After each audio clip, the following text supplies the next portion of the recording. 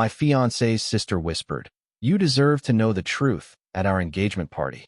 Turns out my perfect bride-to-be was sleeping with another man behind my back. I let her plan the wedding while I planned her public humiliation. You deserve to know the truth. That's what her sister said. She pulled me aside during our engagement party, eyes full of something between guilt and fear, and whispered those 6 words into my ear like she was confessing to a crime. And in a way, she was. But before I tell you exactly what she meant, let me rewind just a little. Just enough so you know how insane this whole thing really was. So, engagement party. Picture this. Music playing, people laughing, champagne glasses clinking. Everyone's all dressed up. We rented out this cozy little event space her parents knew in the hills. Fairy lights, candles, long tables covered in flowers, and fake smiles. It was our big moment. After dating for 3 years, I finally proposed to Emily, my college sweetheart, the woman I thought was going to be my wife. She said yes. She cried. Our parents hugged. We started planning the wedding the next week. I was over the moon. This party? It was supposed to be the celebration that kicked off the next chapter of our lives. Something small but fancy. Just close family and our best friends. We made it through the awkward speeches, the photo session, and that weird moment where her aunt gave us matching aprons that said future hubby and wifey. Then, right in the middle of it all, her sister Hannah pulled me away. And let me tell you something about Hannah. She's the younger one. Always a bit quiet. Always a little in her sister's shadow. Not the kind to cause drama. Not the kind to insert herself into something that didn't involve her. Which is why what happened next hit me like a train. We stepped out onto the balcony. She looked nervous. Kept fiddling with the hem of her dress. "I shouldn't be doing this," she said. I thought maybe she was going to confess some kind of family secret. Maybe a warning about her dad being controlling or something random from their childhood. But instead, she looked me dead in the eyes and said, "You deserve to know the truth. Emily's been seeing someone else. It's not just texting. They've been hooking up for a while." I stood there frozen. All I could say was, "What?" She nodded slowly. "I don't know the guy, but I've seen the messages. I found them by accident a few weeks ago. I wasn't going to say anything, but after tonight, after watching you treat her like gold, I couldn't keep it to myself anymore. You know those moments when everything just falls out of you? Like your body's still standing, but your mind's sprinting through every memory, trying to match it up with this new reality? That was me, right there on that balcony, while inside the room, people were laughing and sipping champagne and talking about how perfect we were. I asked Hannah for details. She told me she didn't know much, only that the guy wasn't in our friend group, and Emily had deleted most of the evidence. But she had seen one name pop up more than once. Braden. No last name. Just Braden. Apparently, the messages were pretty explicit. Sneaking around. Booking hotel rooms. Canceling plans with me to rest when she was actually out with him. That sort of thing. I didn't say anything right away. I didn't even react. I just looked at her and said, "Thanks." That was it. Then I walked back into the room. Took Emily's hand when she reached for mine. Smiled for another photo. Laughed when someone made a toast. Because in that exact moment, I made a decision. I wasn't going to confront her. Not yet. I was going to find out the whole story. Piece by piece. Quietly. Patiently. And when the time was right, I was going to burn it all down. She kissed me on the cheek when I came back inside. Said, "Where'd you disappear to?" With that giggle she always used when she wanted me to forget something. I said I was grabbing air. That I was just overwhelmed with how lucky I felt. She smiled, leaned in, and told me she loved me. It took everything in me not to flinch. Because now, every word, every touch, every look, it felt fake. I didn't say anything though. I wasn't going to give her the satisfaction of seeing me break. I just kept smiling. Kept playing my part. She had no idea I knew. The rest of the party was a blur. Family chatting about wedding venues. Friends sharing how they always knew we'd end up together. My dad gave this speech about commitment and trust. Emily teared up. I almost laughed. After the party ended, she fell asleep next to me that night like nothing had changed. But I laid there in the dark, staring at the ceiling, feeling like I was lying next to a stranger. Every breath she took felt like a countdown to something I hadn't fully planned yet. The next morning, she was back to her usual self, humming while brushing her teeth, asking what kind of cake we should do for the wedding. I told her I'd figure something out. And I meant it. First step? I needed more than a whisper and a name. So I started small. I knew her phone password. She'd never changed it since college. Her dog's name and her birth year. Stupid simple. She was in the shower one morning, singing off-key, and I took a chance. Opened her phone, scrolled fast. Deleted messages. Of course. But she didn't delete everything.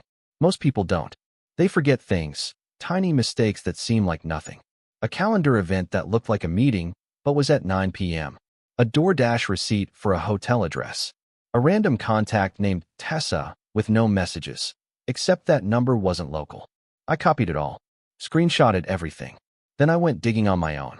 That's when I found him. Braden. Real name, Braden Shaw.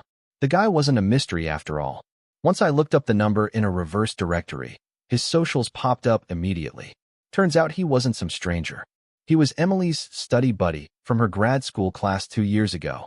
A guy she swore was just a chill classmate she barely talked to anymore.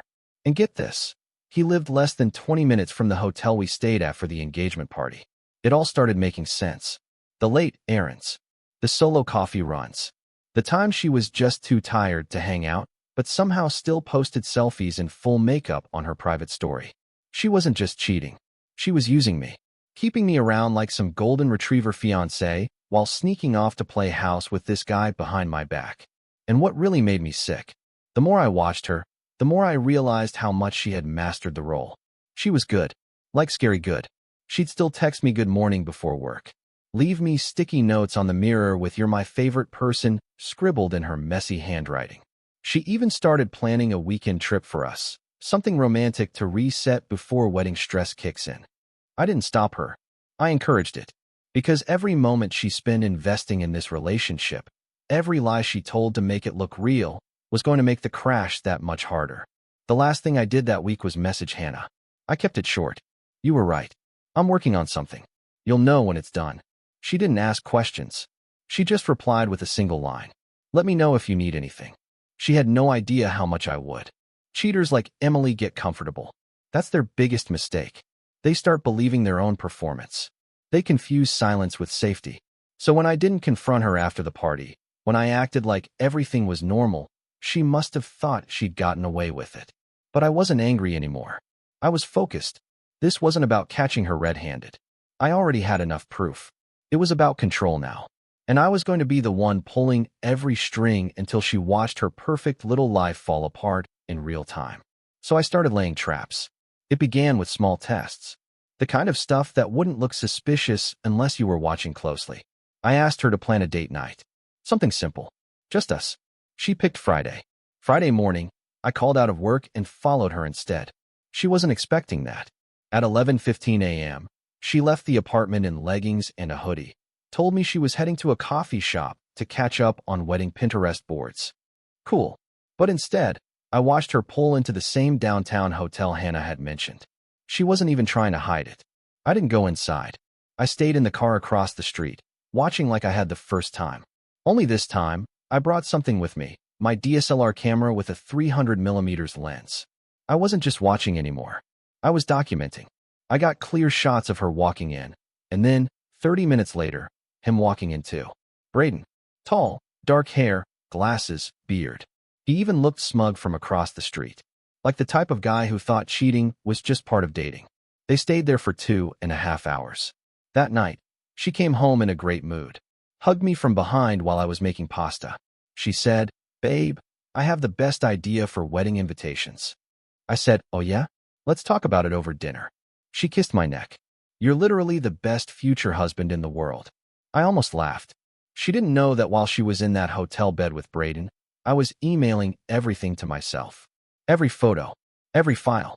I was organizing them into folders, labeling the dates, lining up timestamps with calendar entries and her texts to me. I wasn't just building a case.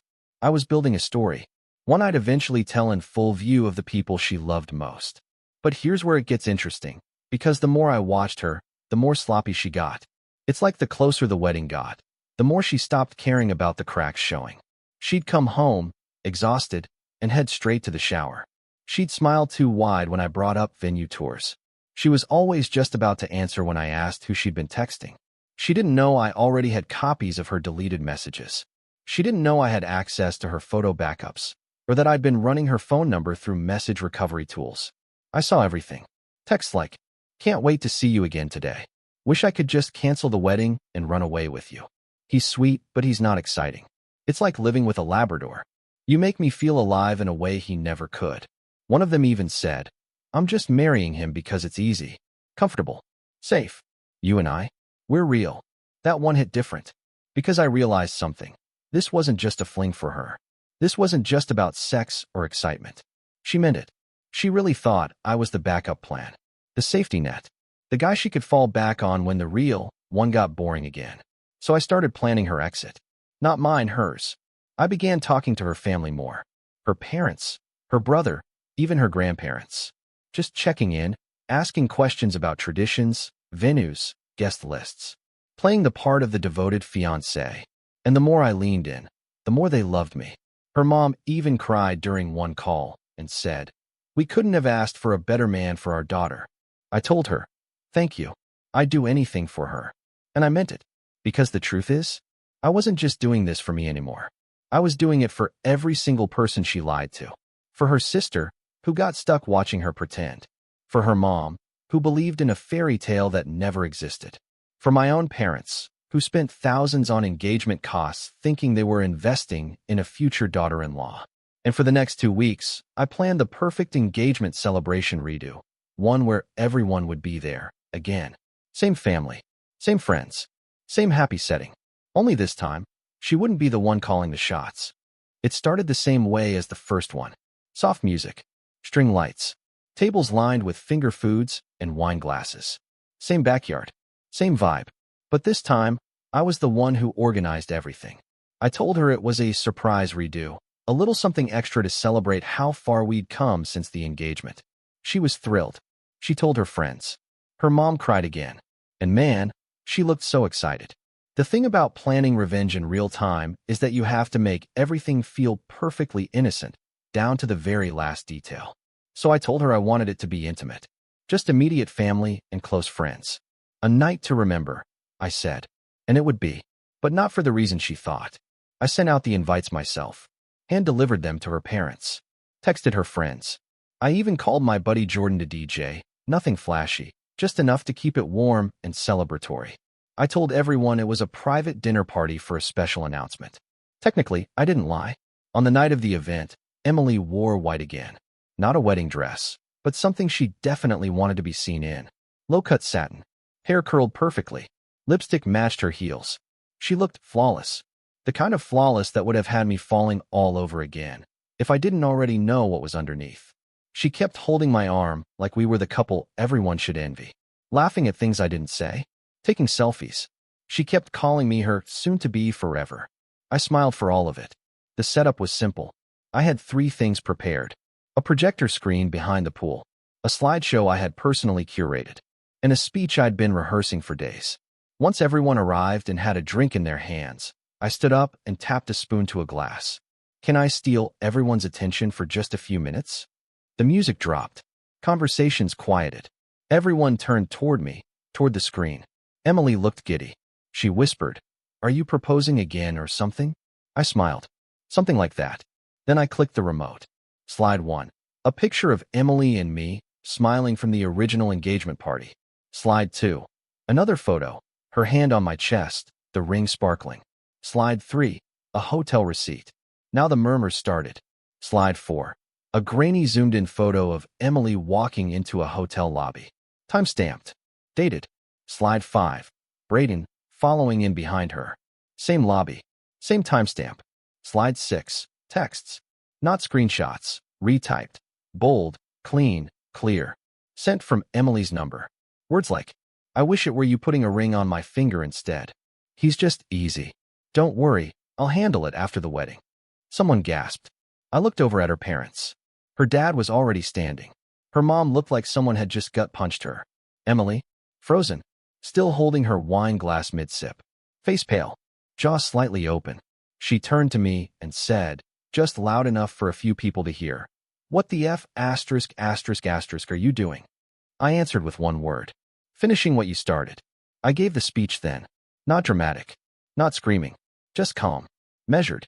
Every sentence hit exactly the way I wanted it to. I loved this woman with everything I had. I trusted her with my future. I treated her like my partner, but she treated me like a placeholder. I didn't come here tonight to embarrass anyone. I came to show the truth. Because if someone's going to wear white and smile for the camera while lying to everyone in this room, the least they can do is be honest once. And then I clicked the final slide. A photo of the ring. The actual engagement ring I gave her. Captioned, "Returned. No longer needed." The silence that followed was the loudest thing I've ever heard in my life. Then Hannah, her sister, stood up, quietly walked across the yard, and hugged me. That broke the room. Emily's mom started crying.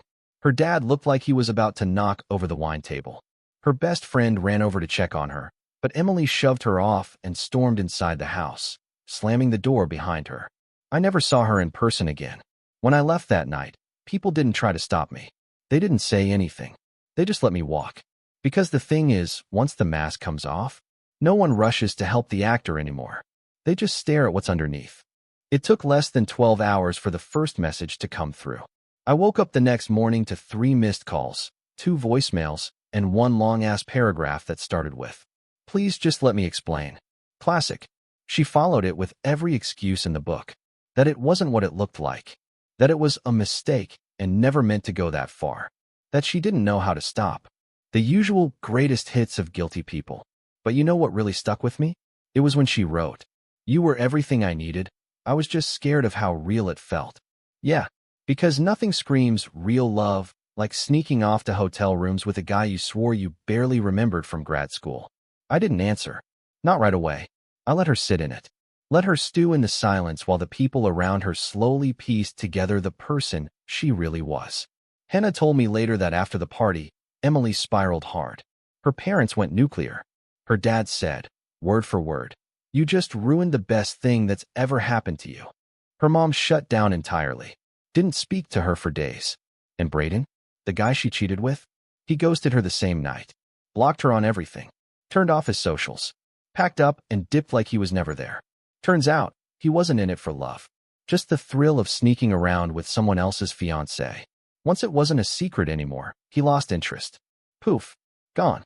The guy she thought was her real connection left her alone the minute she needed him to actually show up.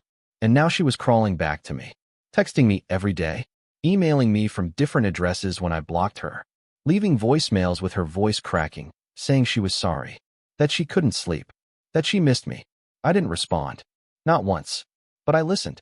I watched. I wasn't angry anymore. I wasn't even sad. I was detached. Done. You see, she thought love made me weak. She mistook kindness for weakness. But what she never understood was that I was only kind because I chose to be. And when that choice disappears, so do I. About a week after the fallout, I got a knock on my door. It was Hannah. I hadn't heard from her since the night of the unparty, as she called it. She looked tired. Said she just wanted to check in. I let her in.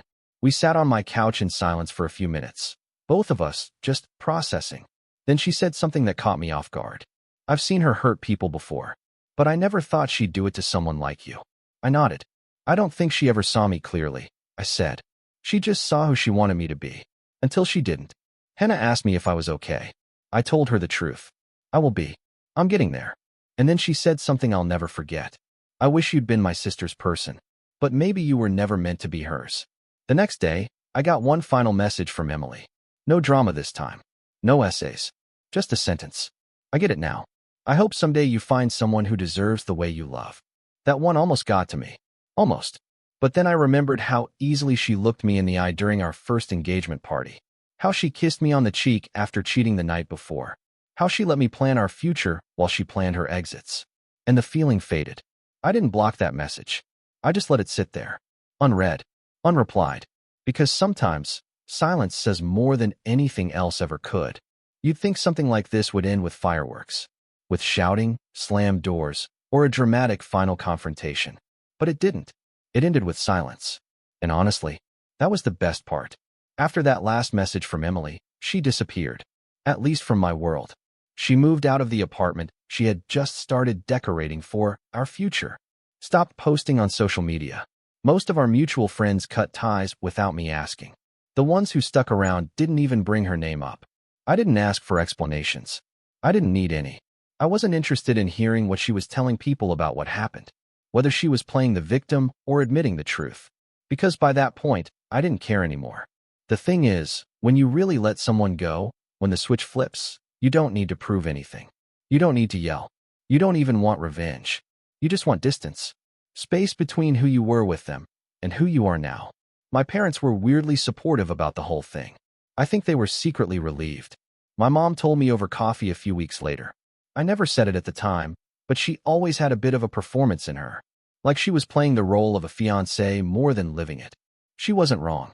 Even now, when I look back, there's a kind of hollowness to it all. Like most of our relationship was being acted out for an imaginary audience. The Instagram captions, the cute anniversary videos, the way she called me my forever in public but rarely made space for me in private. Everything was a performance until I stopped clapping. As for Hannah, we stayed in touch. Not in a weird way, not like a rebound thing. Just friends. Which is strange, considering everything. But she was one of the only people in that world who didn't lie to me. She told me the truth when she didn't have to. Put herself in a difficult position to do the right thing. And I'll never forget that. She called me brave once. I laughed and told her I felt more like a wounded raccoon hiding in a garbage can. But honestly, I think it did take some kind of courage to stay calm. To wait. To choose quiet over chaos. Because I could have blown up. I could have dragged Emily through hell. But instead, I walked away with every ounce of dignity she thought I didn't have. And I think that's what pissed her off the most in the end. It's been a few months now. I'm not in a new relationship. Not yet. But I'm learning what it feels like to trust myself again. To take up space in my own life instead of building it around someone else. I go on walks more. I picked up photography again. Spent time with old friends I lost touch with when I was too busy planning a future with someone who never actually planned one with me. And there's peace in that. A slow kind. Not loud or exciting. Just steady. Real. So if you're wondering how this story ends, it doesn't end with revenge, or some dramatic comeback, or even karma catching up in a flashy, obvious way. It ends with me sitting in my apartment, the same one she once lived in, drinking coffee, listening to the rain tap on the windows, and not thinking about her. And that's the real win.